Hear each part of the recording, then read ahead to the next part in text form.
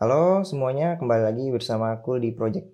Jadi pada pembahasan kali ini kita masuk ke materi selanjutnya, yaitu ada yang namanya workers. Nah, workers nih.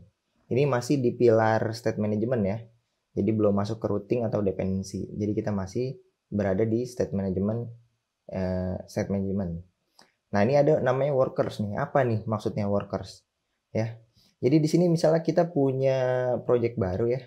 Jadi kita coba buat ulang aja, ngerbuild. Jangan lupa teman-teman pasang gate-nya ini biar kita bisa pakai gate. Jadi kita awal-awal kita import aja deh gate-nya ya. Kita import, kemudian kita buat stateless, my app namanya di sini. Dia nge-return material app yang mana home-nya kita buat home page. Sebenarnya page ini bisa dipecah ya. Misalnya atau enggak gini deh. Ini nggak usah pakai get dulu. Kita akan mecah page ya. Di sini page-nya misalnya di sini ada page. Di dalam folder page ini kita bikin home.dart ya. Ini home page berarti. Nah, di sini baru kita import materialnya. Material. Kemudian kita stateless saja home page-nya. Home page. Dia mereturn scaffold karena di main dartnya ini udah ada material. Jadi di sini langsung scaffold aja. Ini nggak pakai dan kita akan import nih, import page-nya. Import titik slash page-nya masukin. Nah, udah berhasil ya. Kita save. Nanti hasil tampilan akan seperti ini. Nah, di scaffold-nya ini kita bisa pasang app bar. App bar kosong kayak gini. Nah, idenya kita akan membuat sebuah di badinya itu ada kolom deh, ada kolom. Kita bungkus widget center ya, biar ada di tengah-tengah. Di kolom ini dia punya kita main access-nya tengah-tengah aja. Terus kemudian kita pasang children-nya ada beberapa widget nih, misalnya widget text nih. Misalnya tulisannya terjadi sesuatu berapa kali gitu, misalnya 0 kali gitu. Nah, ini kita coba ubah ukuran font size-nya jadi 25 deh. Kayak kita save. Nah, nanti kayak gini. Nanti ada button di sini. Kita bungkus size box dulu biar kasih jarak. Misalnya jaraknya 30 aja. Nanti ada button, kita pasang outline button aja. Outline button. Oke, on press-nya kita belum pasang. Nanti di sini child-nya. Oh, kita jangan pakai outline button deh. Kita pakai text field aja. Nih biar bisa tahu nih penggunaan workers gunanya buat apa. Text field ini nanti kita save dulu. Nah, ini hasilnya kayak gini. Jadi nanti bisa diklik ya. Bisa dimasukin data gitu. Nah, jadi di sini mungkin kita buat dekorasinya, buat ada outline input decoration. Nah, di sini kita bisa pasang border ya.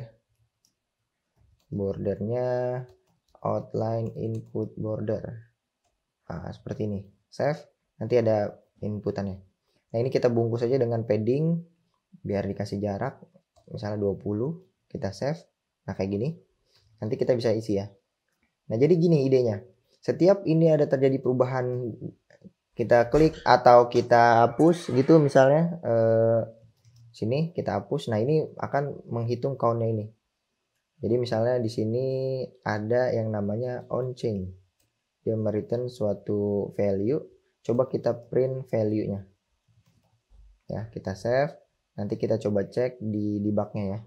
Kita refresh. Nah, ini kalau misalnya ada terjadi perubahan. Nah, ini berubah. Ini berubah. Nah, ini selalu berubah ya. Ngeprint ya. Tuh, dia selalu ngeprint. Nah, kita hitung nih. Setiap terjadi perubahan, kita hitung terjadi berapa kali. Caranya adalah kita membuat sebuah controller misalnya. Di sini nama page-nya controllers. Nanti di sini ada misalnya hitung controller atau enggak my controller deh. Controller.dart. Nah, di sini kita buat sebuah kelas. Jangan lupa diimport getX-nya. Import get-nya. karena kita akan mengextend getX controller ya. Nama controller misalnya my controller. Extend dari getX controller. Oke. Nah, isinya itu misalnya kita buat sebuah variabel count deh sama dengan 0.obs. Jadi kita observer, kita tambahin terjadi perubahan ini, jadi kita akan menghitung count-nya. Nah, seperti ini. Ini kalau terjadi perubahan. Jadi kita bisa panggil nih di main di sini di home-nya, kita import get-nya, import get.dart, kemudian kita bisa panggil controller ya. Final misalnya my controller sama dengan get put, kita harus nge-put dia ya. Namanya apa tadi? My controller. Oke. Ini kita udah punya nih my c ini. Nah, jadi setiap ada perubahan di sini, kita akan menambahkan dia change. Nah, jadi setiap ada perubahan ini nggak pakai, kita akan menambah nilai ini count-nya. Nah, count-nya dipakai mana? Misalnya terjadi perubahan berapa kali. Nah, ini bisa nih kita bungkus dia dengan obx ya. Dengan obx kita bungkus aja dengan obx. Nanti di sini kita akan mereturn text-nya. Kita akan mereturn text di sini. Kita save. Nanti di sini kita bisa pakai my c. Jangan lupa di kayak gini. My c ini titik count. Nah, kita save, kita refresh. Ini terjadi sesuatu 0 kali. Kalau misalnya kita tambahin, masukin data 1 kali, kita hapus 2 kali, hitungannya kayak gitu ya. Jadi terjadi perubahan di sini. Setiap ada perubahan on chain akan terhitung. Oh, terjadi perubahan nih, gitu. Nah, ini biar dia bisa reset ke 0 gimana? Misalnya kita bikin icon button di sini. Di app bar-nya ini kita pasang title deh. Misalnya biar rapi. Apa nih? Text field. Nanti di sini ada action. Actionnya itu icon button. On press-nya itu nanti icon-nya itu refresh aja. Icon titik refresh. Oke, kita save. Nanti pas ini diklik, ini akan ngereset data ini. Berarti kita bikin lagi nih buat resetnya. Void reset, dia akan mengembalikan 0. Count-nya itu kita ubah menjadi 0. Jangan lupa value-nya ya. Kita ubah jadi 0. Kayak gini. Kita save. Nah, nanti di sini berarti kalau ini diklik, dia akan ngereset ya. My c titik reset. Kita save, kita klik ini, nah dia reset 0 lagi. Nah, kayak gitu ya, biar enak aja nih. Oke. Nah, jadi kegunaan workers ini tuh buat apa ya? Jadi kalau kita cek di sini, ketika kita refresh, nah ini ada, kita akan membuat pas kelas home ini dipanggil, dia akan membuat suatu ini, controller ini akan dibuat dan diinisialisasi. Nah, sebenarnya proses inisialisasi itu ada di mana? Di sini nih. Jadi setiap kelas itu punya inisialisasi. Misalnya kita punya ada yang namanya onInit. Nah, ini. OnInit ini akan dijalankan ketika kelas ini dipanggil gitu. Jadi di sini kita coba print. Misalnya onInit. Kita save, kita refresh. Jadi di sini akan dipanggil dulu, baru dia ngasih tahu nih kalau kelas controller kita tuh sudah selesai diinisialisasi. Nah, gitu. Jadi kita akan melakukan sesuatu di sini. Kita mau ngelakuin apa? Pertama-tama. Jadi kita akan melakukan yang namanya workers di sini. Ada yang namanya ever. Function ever. Nah, dia butuh 2 nih. Ada listener, ada callback. Yang harus di listen apa? Misalnya kita mau ngelisten jumlah perubahannya, count-nya nih. Nah, callback-nya misalnya di sini ada sebuah function, dia akan ngapain. Nah, ini callback, ini nanti ada datanya ya, data di sini. Kita coba nggak pakai datanya, kita coba print aja deh. Print misalnya di running, dijalankan. Kita print ini aja. Kita save. Ini ever ya, worker ever. Kita save, kita refresh coba. Nah, ini on init dijalanin sekali, maksudnya function ever ini akan dijalanin. Dia akan ngapain nih ever ini? Kita terjadi perubahan, nah dijalankan. Terjadi perubahan, dijalankan lagi. Terjadi perubahan, dijalankan lagi. Nah ini ever nih, worker ever. Jadi worker ever itu akan memantau di sini state-nya kita mau ngapain, apa yang kita listen. Yang kita listen itu adalah variable count-nya. Jadi setiap ada terjadi perubahan di variable count, kita akan menjalankan suatu fungsi. Terserah, ini bebas ya. Bebas mau ngejalanin apa. Menjalankan suatu fungsi misalnya. Jalankan sesuatu. Terserah teman-teman ya di sini. Mau ngejalanin apa di function ini, callback-nya terserah teman-teman.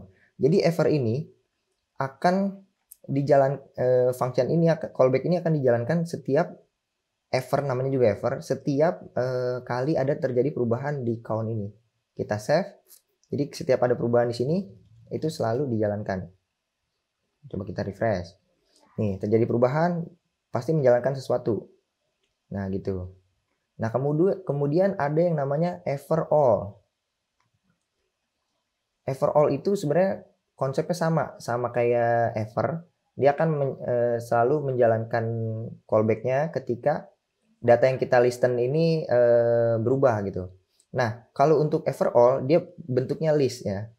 List of apa? Jadi kalau misalnya kita punya listennya lebih dari satu, nih ada 2, ada 3 dan seterusnya. Nah, ini bisa nih langsung gabungan kayak gini. Boleh ya. Misalnya kita punya lagi misalnya data ini. Nah, ini data yang kita mau panggil juga boleh kayak gini.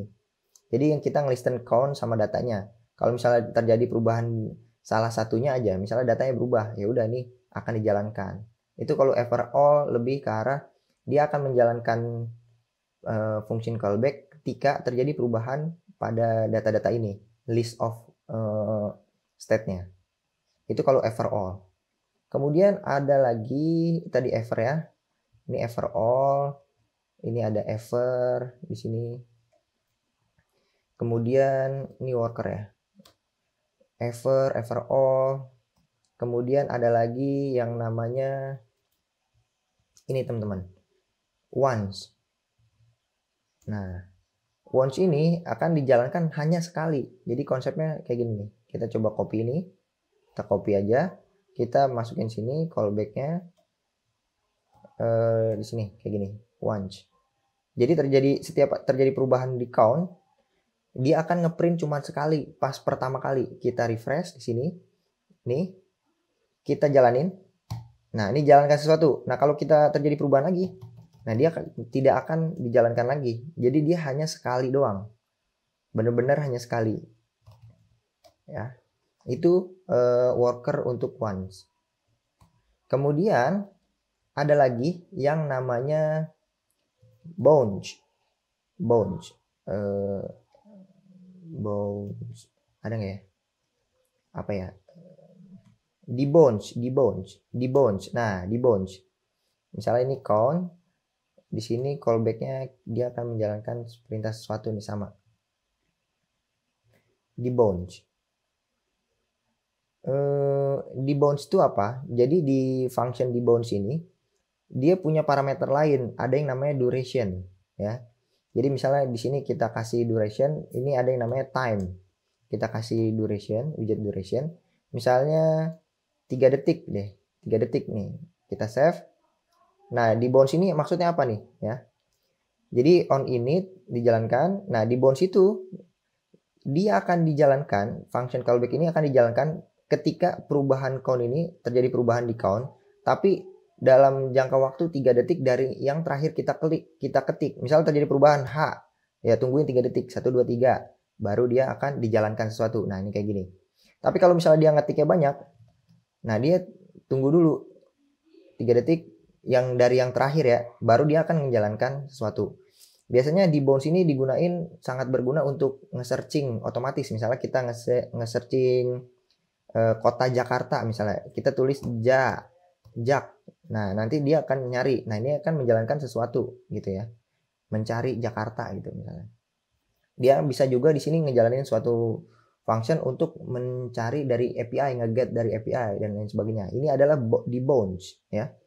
Jadi function callback ini akan dijalankan ketika terjadi sesuatu perubahan di count ini, di state ini, tapi kita bisa kasih duration. Nah, ada lagi yang namanya interval. Yang terakhir ya, interval.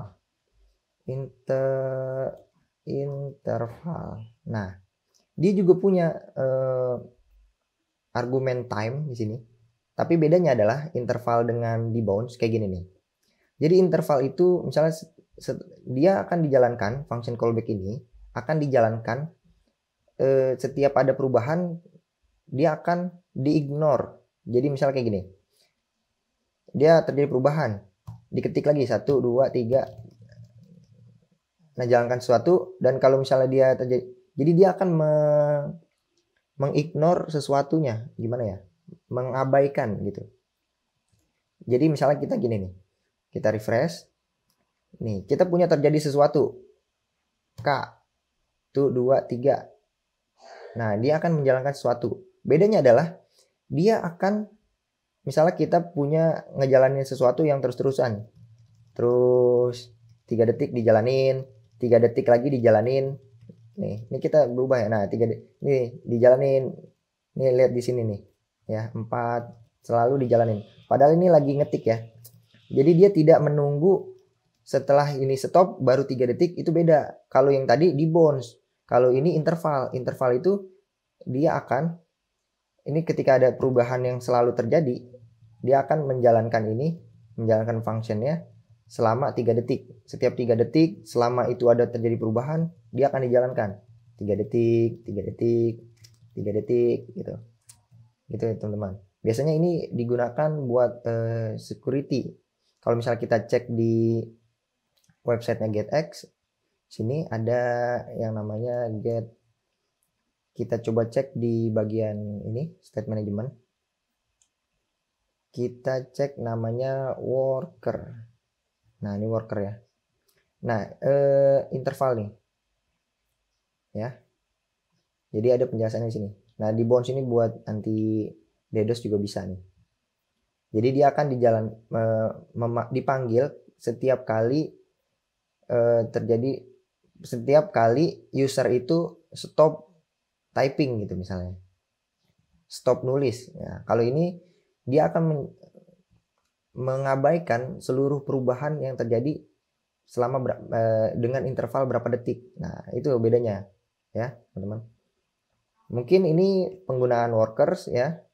Seperti ini, itu harusnya dijalanin di dalam on init ya. Kalau misalnya kita di luar on init, ini nggak bisa nih, ever. Nah, nggak ada nih, nggak ada function ever. Jadi dia dijalanin ketika dia pas init. Sebenarnya on init ini nggak dijalanin berkali-kali setiap ada workers jalan. Dia akan dijalankan sekali, ini buktinya kayak gini, on init cuma sekali. Tapi dia udah disimpan di dalam memori kalau punya function ini loh gitu. Bisa dijalankan kayak gini. Mungkin pembahasan worker cukup sekian. Jadi ada 4, ada ever, all, once, debounce, sama interval. Oh, ada 5 ya. Ada 5. Mungkin ini adalah pembahasan GetX workers. Cukup sekian, semoga bermanfaat. Terima kasih.